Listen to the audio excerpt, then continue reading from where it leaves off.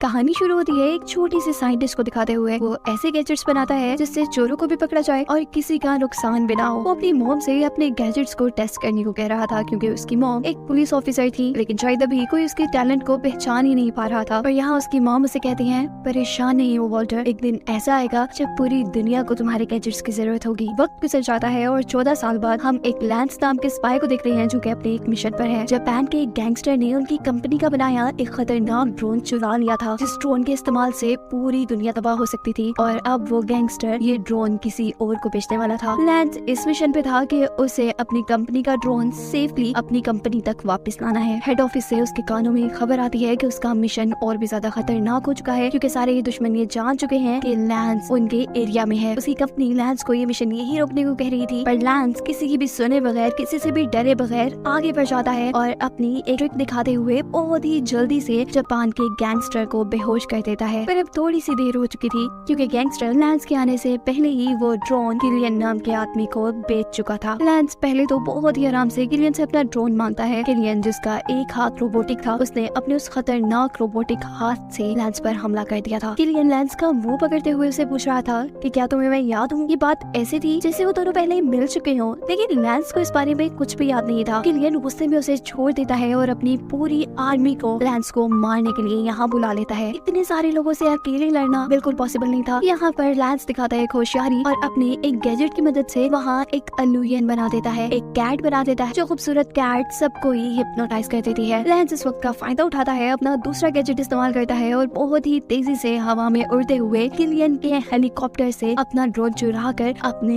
Headquarter की तरफ निकल आता है। ये नहीं, अब उसका मिशन सक्सेसफुल है। अब सारे ही लोग उसके ऑफिस में उसके लिए क्लैपिंग कर रहे हैं, वो सबका हीरो बन गया है। लेकिन हैरानी की बात ये थी कि लैंस इस सबसे खुश नहीं था। असल में उसे गुस्सा था उस बच्चों वाले गैजेट पर जिसमें से एक कैट निकली थी। इतना फजूल गैजेट कौन बना सकता था। वो अपनी कंपनी में उस गैजेट बनाने वाले साइंटिस्ट के पास जाता है तो ये साइंटिस्ट और कोई नहीं बल्कि वॉल्टर ही है, जिसे हमने मूवी के स्टार्ट में देखा था। लैंस वॉल्टर पे गुस्सा था कि क्या बच्चों वाले गैजेट्स बना रहे हो यार, मुझे तो ऐसे गैजेट चाहिए जिससे मैं चोरों को मार सकूं, डरा सकूं, और तुम तो बच्चों वाले गैजेट बनाते हो। जिस पर वॉल्टर जवाब देता है कि मेरे गैजेट्स किसी को भी नुकसान पहुंचाए बगैर अपना काम बहुत अच्छे से करते हैं। ये बात सुनते ही लैंस का गुस्सा और भी बढ़ जाता है और उसके गुस्से को कम करने के लिए वॉल्टर कहता है, रुको, मैं एक ऐसा गैजेट भी बना रहा हूँ जिससे तुम लोग गायब हो सकते हो। लैंस को अब उसकी बातों का ना तो एतबार था और ना ही वो उसकी बातों पर ध्यान देता है और वहाँ से चला जाता है। यहाँ एक ट्विस्ट हमें ये देखने को भी मिलता है कि जिस ड्रोन को चुराने के लिए लैंस ने इतना सारा खतरा मोल लिया था, वो उस ड्रोन को ऑफिस तक ला ही नहीं पाया। यानी जिस ड्रोन वाले ब्रीफकेस को उसने चुराया था उसमें ड्रोन नहीं था, वो ब्रीफकेस खाली था। अब उसकी कंपनी उसे एक ऐसी फुटेज दिखा रही थी जिसमें साफ साफ दिख रहा था कि उस ड्रोन की चोरी और किसी ने नहीं बल्कि लैंस ने खुद की है। ऐसा हो नहीं सकता था, लेकिन खैर अब सब लोगों के सामने लैंस गद्दार है और उसकी कंपनी अब उसे अरेस्ट करवाने वाली है। पता चलता है कि ये फुटेज जो इस ऑफिस में लैंस के साथ बहुत से लोगों को दिखाई जा रही थी वो असल में फेक थी, यानी नकली थी। किलियन ने यानी रोबोटिक हाथ वाले आदमी ने लैंस का होलोग्राम फेस इस्तेमाल किया, उसने टेक्नोलॉजी की मदद से अपने फेस के ऊपर किलियन की शक्ल बना ली थी, जिससे सभी को ऐसा लग रहा था कि वो ड्रोन किलियन ने नहीं बल्कि लैंस ने चुराया है। लैंस भी सबको यही बात समझाने की यहाँ पर कोशिश कर रहा है, लेकिन कोई समझने को तैयार नहीं है और उसे अब अरेस्ट करवा दिया जाएगा। उसके पास कोई रास्ता नहीं है अपने आप को बचाने का सिवाय यहाँ से भागने के। यहाँ से भागकर वो कुछ वक्त के लिए तो बच गया था, लेकिन खतरा टला नहीं था। उसे मुसीबत अपने सर से उतारने के लिए सच्चाई का पता चलाना था। तभी उसके माइंड में आता है वॉल्टर, वो छोटा सा साइंटिस्ट जिसने इंसानों को इनविजिबल बनाने की उससे एक बार बात की थी। यहाँ घर पर हम वॉल्टर को भी उसी एक्सपेरिमेंट को टेस्ट करते हुए देख रहे हैं। वो अपने कबूतर का एक पंख जैसे ही उस सीरम के अंदर डालता है तो वो पंख गायब हो जाता है। इसका मतलब था कि उसने जो गैजेट बनाया है, जो सीरम बनाया है, वो अब काम कर रहा है।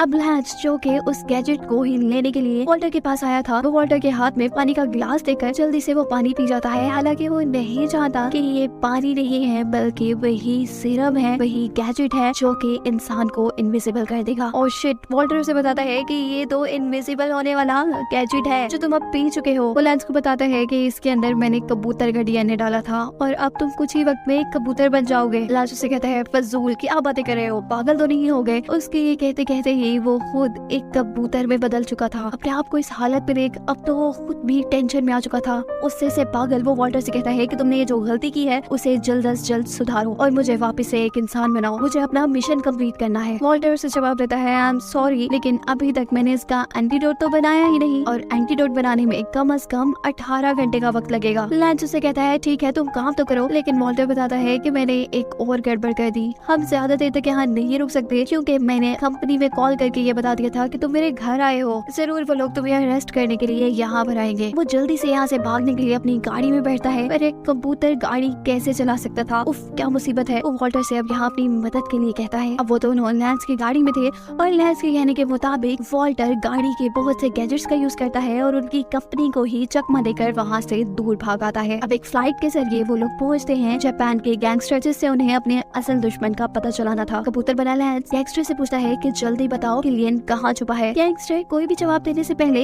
इस बात पे हैरान था कि आखिर उससे बात कौन कर रहा है। शायद ये कोई डिवाइस है या गैजेट है जिसके जरिए कंपनी वाले उससे बात कर रहे हैं, इसीलिए अब वो कबूतर को उठाकर मारने ये वाला था। तब वॉल्टर एंट्री करता है यहाँ पर लैंस को बचाने के लिए। वो सबसे पहले अपने एक गैजेट से गैंगस्टर को पैरालाइज करता है और फिर अपने दूसरे गैजेट का इस्तेमाल करता है गैंगस्टर के मुंह से सच निकलवाने के लिए। इस तरह उन्हें अपने असली दुश्मन किलियन के बारे में भी पता चल चुका था। साथ ही वॉल्टर कबूतर बने लैंस को भी बचाकर वहाँ से निकल आया था। वॉल्टर को ये भी पता चल चुका था कि अब उनकी कंपनी के लोग उन्हें पकड़ने के लिए इस होटल तक भी पहुँच चुके हैं। उनसे बचने के लिए वो लोग एक खिड़की के जरिए बाहर निकले हैं और एक सेफ जगह पर पहुँचने पर वॉल्टर लैंस को बताता है कि सीरम भी काफी हद तक तैयार हो गया है और इसे अब टेस्ट करने की जरूरत है। वो जल्दी से लैंस का यानी कबूतर का एक पंख तोड़कर उस सीरम के अंदर डालता है, लेकिन इस मर्तबा ये फेल हो गया था। वॉल्टर को समझ नहीं आया कि उसने गलती कहाँ पर की है। आज तक कभी ऐसा नहीं हुआ कि वो कोई गैजेट बनाए और फेल हो जाए। लैंस तो इससे भी ज्यादा परेशान था। तब वॉल्टर से कहता है परेशान नहीं हो, मैं हर हाल में इसका सीरम बनाकर तुम्हें पहले जैसा कर दूंगा। वो दोनों यहाँ से भागते हैं और पहुँचते हैं एक नए शहर, लेकिन इस शहर में पहले से ही उनकी कंपनी के लोग उन्हें पकड़ने के लिए पहुंचे हुए थे। वहाँ उन्हें दिखता है सिर्फ अकेला वॉल्टर, क्योंकि लैंस तो कबूतर बना हुआ था। कंपनी के लोग उससे पूछते हैं जल्दी से बताओ कि लैंस कहाँ छुपा है। वॉल्टर के कुछ ना बताने पर वॉल्टर को भी अरेस्ट करने लगे थे ये लोग कि तभी पीछे बिल्डिंग में एक बहुत बड़ा धमाका होता है। सभी लोग उस धमाके को चेक करने के लिए चले जाते हैं और इतने में ही कबूतर बना लैंस वॉल्टर के हाथ से हथकड़ियाँ खोल देता है। वो दोनों मिलकर भी बिल्डिंग के अंदर सब कुछ चेक करने के लिए जाते हैं, जहाँ पर लैंस देखता है कि जो ड्रोन उनकी कंपनी का था उसी ड्रोन को कोई और यूज करके लोगों का डाटा चुरा रहा है। लैंस जो कि इस वक्त भी अपने आप को अपनी कंपनी का ही एक हिस्सा समझता और एक स्पाई समझता था, उसे इस सारी चीजों को संभालना था, उसे वो डाटा चोरी होने से बचाना था। कुछ कबूतरों को मिलाते हुए जल्दी से उस ड्रोन को पकड़कर उससे डेटाबेस ले लेते हैं, लेकिन ये कबूतर कब तक उस डेटाबेस को संभाल सकते थे। वो डाटा उनके हाथ से गिरने ही वाला था कि नीचे से वॉल्टर उसे बचा लेता है। वो लोग बहुत तेजी से यहाँ से निकलने की कोशिश में थे, लेकिन अब उनके सामने आ चुका था किलियन, जो कि उनका असल दुश्मन था। उसके सामने वॉल्टर गिर जाता है और अपना डाटा वापस लेने के लिए किलियन उसे मारने वाला था। वॉल्टर को लड़ना तो नहीं आता था, लेकिन वो बहुत चालाक था। वो अपने हाथ से कुछ ब्रेड के टुकड़े किलियन पर गिराता है और दिखते ही दिखते यहाँ पर हजारों की तादाद में कबूतर आकर किलियन पर हमला कर देते हैं और इसी बीच वॉल्टर कर वहाँ से भागने में कामयाब हो जाता है। कबूतरों के उससे हटते ही यहाँ पर एजेंसी के लोग भी उसे पकड़ने के लिए आ जाते हैं, यानी किलियन को पकड़ने के लिए आ जाते हैं, लेकिन किलियन दोबारा टेक्नोलॉजी का इस्तेमाल करता है और अपने चेहरे को लैंस के चेहरे में बदल देता है, क्योंकि इस वक्त भी किलियन को वो ड्रोन बचाने आने वाला था और उसने पहले ही पूरी दुनिया में ऐसे शो करवाया हुआ था कि जैसे वो ड्रोन किलियन ने नहीं बल्कि लैंस ने चुराया है। वो ड्रोन जो लैंस की शक्ल में किलियन को ऊपर उड़ाकर लेकर जा रहा था। तब ऑफिसर की नजर उसके रोबोटिक हाथ पर पड़ जाती है और ऐसे उसे पता चल जाता है कि असल में वो लैंस नहीं है बल्कि किलियन ही है। यहाँ वॉल्टर और लैंस जल्द से जल्द किलियन के पास पहुंचना चाहते थे, क्योंकि लैंस इस बात से परेशान था कि किलियन के पास उनकी कंपनी का सारा डाटा है और इससे वो बहुत तबाही फैला सकता है। लैंस को तो किलियन को ढूंढना नामुमकिन सा लग रहा था कि तभी वॉल्टर उसे बताता है कि फिक्र करने की बात नहीं है। जब किलियन मुझे मारने के लिए आया था तब मैंने उसके ऊपर एक ट्रैकिंग डिवाइस लगा दी थी, जिसकी मदद से हम उसका पता चला सकते हैं। अब लैंस की तो खुशी की इंतहा ही नहीं थी। वो जल्दी से वॉल्टर को गले से लगाता है और उसी दौरान वॉल्टर देखता है कि लैंस ने एक अंडा दिया है, यानी लैंस जो है वो एक फीमेल कबूतर की बॉडी में है। इसी चीज से वॉल्टर को एहसास होता है कि वो जब पहले एंटीडोट बना रहा था तो उसने मेल कबूतर को एक इंसान में चेंज होने का एंटीडोट बनाया था, इसीलिए तो वो गलत था। फाइनली अब वो लोग सही एंटीडोट भी बना ले। लैंस दोबारा से अपनी असली हालत में आ जाता है। वो दोनों मिलकर अब किलियन के मेन ऑफिस तक पहुँचने वाले थे। अब लैंस नहीं चाहता था कि वॉल्टर भी किसी खतरे से गुजरे और खुद घुस जाता है किलियन की कंपनी के अंदर, जहाँ सबसे पहले उसका सामना होता है एक ड्रोन से। लेकिन लैंस ने अपनी होशियारी से उस ड्रोन को तोड़ गिराया है और अब उसके सामने है किलियन, जो कि